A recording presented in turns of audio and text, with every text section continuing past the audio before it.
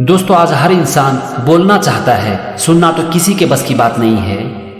जब एक बच्चा जन्म लेता है तो उसे बोलने के लिए सीखने में कम से कम 2 साल का वक्त लगता है, लेकिन इस चीज को सीखने के लिए कि क्या नहीं बोलना है, शायद पूरी जिंदगी भी कम पड़ जाती है। ज्यादा बोलना और बिना मतलब का बकबक करना बहुत सारे झगड़े की वजह बन जाती है, और कभी कभी ज्यादा बोलना तो हमारी मौत का भी कारण बन जाती है। क्या आपको लगता है कि ऐसा हो सकता है? ऐसा हो सकता है या फिर नहीं हो सकता है, इसके बारे में तो मैं आपको नहीं बता सकता, लेकिन मैं आपको इतना जरूर बता सकता हूं कि ऐसा हुआ है। यह घटना है 1825 की, जब निकोलस फर्स्ट रूस के सिंहासन पर बैठे थे। जब वो सिंहासन पर बैठा तो रूस की जनता ने विद्रोह कर दिया।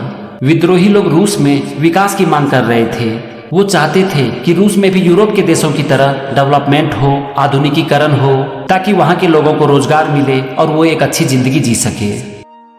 विद्रोह को खत्म करने के लिए निकोलस ने, जो विद्रोही के नेता थे, उसको फांसी की सजा सुना दी। वो दिन भी आ गया जब विद्रोही के नेता को फांसी पर लटकानी थी। उसे फांसी के तख्ते पर खड़ा किया गया। फिर जैसे ही तख्ते को हटाया गया तो फांसी की रस्सी टूट गई। उस समय के जो लोग थे वो थोड़े रूढ़िवादी थे और इस तरह की घटना को वो ईश्वर का इंसाफ मानते थे। अब ये विद्रोही नेता जो बच गए वो आराम से चुपचाप रह सकते थे ना, लेकिन ये चुपचाप नहीं रहा और बकबक करना शुरू कर दिया। वो चिल्लाकर जोर जोर से कहने लगा कि यहाँ के लोगों को तो रस्सी भी बनाने नहीं आता है और इसीलिए यहाँ की रस्सी में दम ही नहीं होता। अब यहाँ पर एक आदमी इस संदेश को लेकर निकोलस के पास जाता है और उनसे कहता है कि महाराज, ईश्वर ही नहीं चाहते हैं कि हम इस आदमी को फांसी दें।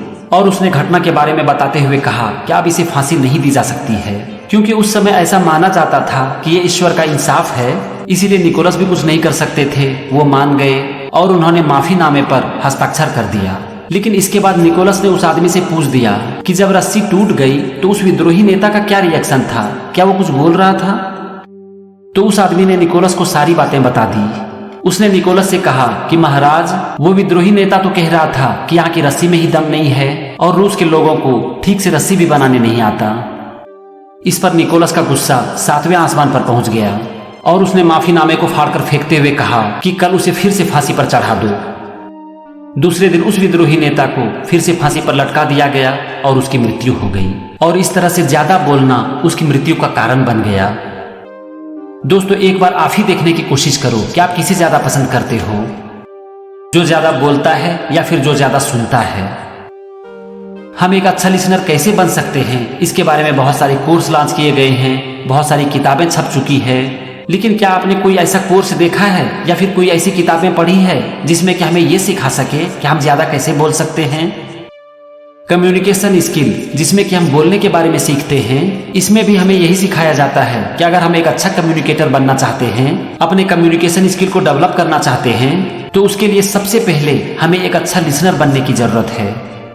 जो इंसान सुनना जानता है उसे सब लोग पसंद करते हैं, उससे लोग जुड़ना चाहते हैं, और जो बकबक करता है उसे देखकर ही लोग भागते हैं। इसीलिए कहा भी जाता है कि जो कुछ भी बोले बहुत सोच समझ कर बोले। हमारे शरीर में जो जीभ है यानी कि टंग, इसमें कोई हड्डी नहीं होती है, लेकिन बकबक करके ये हमारी हड्डी जरूर तुड़वा सकती है। अगर कुछ करके आप किसी का नुकसान कर देते हो ना, तो एक समय के बाद वो भूल जाता है, लेकिन जब अपनी जीभ चलाकर आप किसी का अपमान करते हो ना, तो वो कभी नहीं भूलता है। कभी कभी बिना वजह के बकबक करना आपकी बोलती बंद कर सकती है। ये कैसे हो सकता है, इसके लिए आप ये कहानी सुनिए। रामू नाम का एक कार मैकेनिक था जिसका अपना एक छोटा सा दुकान था। वैसे वो बहुत अच्छा आदमी था, अपने काम को पूरे मन से करता था, लेकिन उसकी एक बहुत बड़ी प्रॉब्लम थी कि वो बोलता बहुत ज्यादा था। उसके पास जो भी अपना कार ठीक कराने के लिए आता था, उसके काम को वो बहुत अच्छे से करता था, लेकिन कस्टमर के साथ वो बहुत ज्यादा बोलता था। कभी उसके काम के बारे में पूछता तो कभी उसके परिवार के बारे में, जो कि ज्यादातर लोग पसंद नहीं करते थे। एक दिन एक डॉक्टर, जो कि एक बहुत बड़े सर्जन थे, वो रामू की दुकान में अपनी गाड़ी की सर्विसिंग कराने के लिए आए। रामू ने उनके गाड़ी की सर्विसिंग तो बहुत अच्छे से कर दी, लेकिन बातों बातों में उसने डॉक्टर से पूछ दिया कि डॉक्टर साहब, आप एक सर्जन हो और मैं एक कार मैकेनिक, और क्या आपको नहीं लगता है कि हम दोनों का काम एक ही जैसा है? तो इस पर डॉक्टर को बड़ी हैरानी हुई और उन्होंने रामू से कहा कि वो कैसे, हम दोनों का काम एक जैसा कैसे है? तो इस पर रामू बोला कि ये जो आपका कार का इंजन है ये आपके कार की हर्ट की तरह है। आप जैसे इंसानों के हर्ट को खोलते हो, उसका ऑपरेशन करते हो, वैसे ही मैं कार के इंजन को खोलता हूँ और उसका ऑपरेशन करता हूँ, उसकी सर्विसिंग करता हूँ। तो इस पर डॉक्टर मुस्कुराकर बोले कि अच्छा तुम्हारा ये कहने का मतलब है, हाँ हाँ तुम ठीक बोल रहे हो, इस तरह से हम दोनों का काम तो एक ही तरह का है। तो इस पर रामू कहता है कि डॉक्टर साहब आप तो ये मान गए कि हम दोनों का काम एक ही तरह का है, तो अब आप ये बताइए कि मेरी फीस और आपकी फीस में इतनी ज्यादा अंतर क्यों है। मैं एक गाड़ी की सर्विसिंग की सिर्फ 3,000 रुपये लेता हूँ और आप एक हार्ट सर्जरी का 3 लाख रुपया चार्ज करते हो, क्यों? जब हम दोनों का काम एक ही तरह का है तो फीस में इतना अंतर क्यों? इसके बाद जो डॉक्टर ने जवाब दिया ना, उससे रामू का चेहरा शर्म से लाल हो गया। डॉक्टर ने रामू से कहा कि रामू मैं अपने कार के इंजन को स्टार्ट कर देता हूँ और स्टार्ट इंजन के साथ तुम इसकी सर्विसिंग करो, फिर मैं तुम्हें इस काम के लिए 3 लाख रुपये दूंगा। डॉक्टर रामू को बोले कि रामू जब मैं हार्ट सर्जरी करता हूँ तो हार्ट को बंद नहीं कर देता, लेकिन जब तुम कार की सर्जरी करते हो यानी कि इसकी सर्विसिंग करते हो तो इसे बंद करके करते हो, और यही अंतर है हमारे काम में। शर्म से रामू का सर झुक गया, उसे अपनी गलती का एहसास हुआ और उस दिन उसने निश्चय किया कि अब वो कभी भी बकबक नहीं करेगा। दोस्तों कहते हैं कि a wise man speaks because he has something to say, but a fool speaks because he has to say something. मतलब कि एक बुद्धिमान व्यक्ति इसीलिए बोलता है क्योंकि उसके पास बोलने के लिए कुछ है, लेकिन एक मूर्ख व्यक्ति सिर्फ इसीलिए बोलता है क्योंकि उसे कुछ कहना है। अगर आपको इंडियन पॉलिटिक्स के बारे में जानना है, वर्ल्ड के बारे में जानना है, आपको ये जानना है कि प्रधानमंत्री मोदी अच्छा काम कर रहे हैं या नहीं, तो पता है कि इसके लिए सबसे अच्छा जगह कौन सा है? इसके लिए सबसे अच्छा जगह है चाय की दुकान, जहां पर शाम में बहुत बड़े बड़े विद्वान आते हैं और अपनी ज्ञान की वर्षा करते हैं। वो आपको आराम से बता देंगे कि इंडिया वर्ल्ड कप में क्यों हार गया, इजराइल को फलस्तीन पर अटैक करना चाहिए या नहीं करना चाहिए, पीएम मोदी की पॉलिसी में क्या कमी रह गई है और उन्हें क्या करने की जरूरत है, और भारत को चंद्रयान भेजना चाहिए था या नहीं चाहिए था।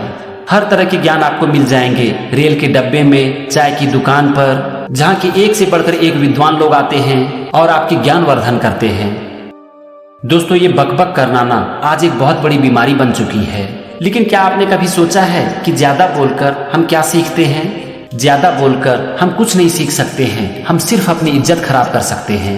ज्यादा बोलकर हम एक आर्गुमेंट जरूर जीत सकते हैं, लेकिन हम जीत कर भी हार जाते हैं। एक शब्द जब आपके जीभ से निकलती है तो उसके बाद आप कुछ भी कर लो, आप उसे वापस नहीं ला सकते हो, और कभी कभी इससे आपका इतना बड़ा नुकसान हो जाता है कि इसका पश्चाताप आपको जिंदगी भर रहता है। आपको जब भी कभी कुछ भी बोलने का मन करे ना, तो एक बार रुक कर सोचो कि क्या ये बोलना जरूरी है। अगर आपको लगता है कि नहीं ये बोलना जरूरी नहीं है तो एकदम से रुक जाओ, और अगर आपको लगता है कि हाँ ये बोलना जरूरी है तो बोलने से पहले एक बार सोचो कि इसे कम से कम शब्द में कैसे बोला जा सकता है। मतलब कि आप जो बोलना चाहते हो आप वही बोलोगे, लेकिन आप उसके लिए कम से कम शब्दों का यूज करोगे। भगवान ने हमें बोलने की शक्ति दी है, लेकिन उसके साथ साथ हमारा इमोशन भी जोड़ दिया है। आप जब किसी से बात करते हो तो आप डायरेक्टली उसके इमोशन को टच करते हो, इसीलिए बोलने से पहले शब्दों का चुनाव बहुत सोच समझ कर करो। आप इस बात को जान लो कि आप बोलकर कभी भी कुछ नहीं सीख सकते, लेकिन आप दूसरों को सुनकर समझकर बहुत कुछ सीख सकते हो। आप सीखने के साथ साथ इज्जत भी कमा सकते हो, क्योंकि हर इंसान चाहता है कि उसे कोई सुने। साइलेंस इतना इंपॉर्टेंट है कि बहुत जगह साइलेंस का कोर्स कराया जाता है।